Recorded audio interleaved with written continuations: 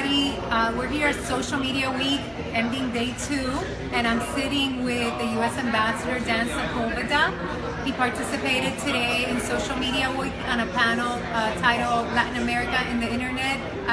Actually, go ahead. I think I just punched that title. No, it was Latin America on the Internet and the Internet in Latin America, as well as another panel on Cuba, how a nation comes online. So thank you very much for participating and spending the day here with us. It's great. This is an awesome event. Thank you. You guys have done a great job. You should be very proud. Thank you. I'm so glad that you joined us. But tell us, there seems to be a shift in governments. We had the Council of the UK and the Council of the Netherlands here with us yesterday, and they were talking about how their countries are using the internet and social platforms in diplomacy and just in government work. Are you sensing that? Is there a shift to get government more online? Absolutely.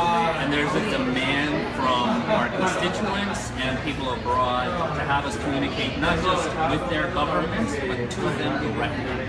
To share our ideas, share our information. It's a much more open, much flatter system of foreign relations. And where does it begin? So when we have a conversation, we can talk about a myriad of things. When the government gets involved in the conversation online, where do they begin the conversation? Is it crisis management, emergency management, government services? It's all of those things. You started all of them pretty much at the same time, or? Different people. It really is so individual to the person in charge of that particular task. If they're open to the concept of using social media or using the internet as a tool in the exercise of their job, they're allowed to do so. But they also have to accept the risk of doing so. And it's a learning process. Go ahead. Do you want me to read the comments, the questions? Yes, there's some good questions. So actually the first question we have is, explain how you're an ambassador. You're not an ambassador to a country, so do you want to explain that? Good question. Well, the rank of ambassador is granted by Congress, and Congress has given me the rank of ambassador, or anyone in my job the rank of ambassador, in order to negotiate international treaties. And we negotiate a series of international treaties and bilateral agreements on how to conduct the business of communications between countries.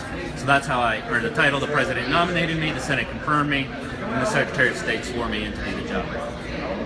So how does it affect perhaps maybe in treaty negotiation or just in relationships when the U.S. has a certain buy-in into this internet connectivity and maybe another country doesn't? Is that something that we try to get them to accept while we're doing the same?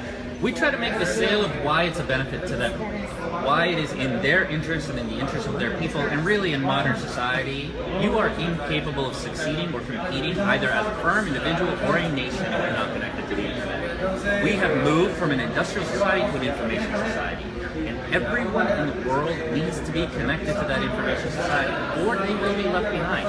And there is no self-interest for us or anyone else to lead any pocket of the world.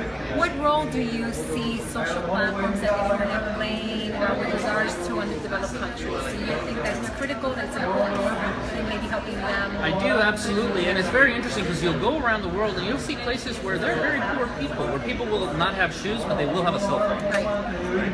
And that they're using these platforms for incredibly creative purposes.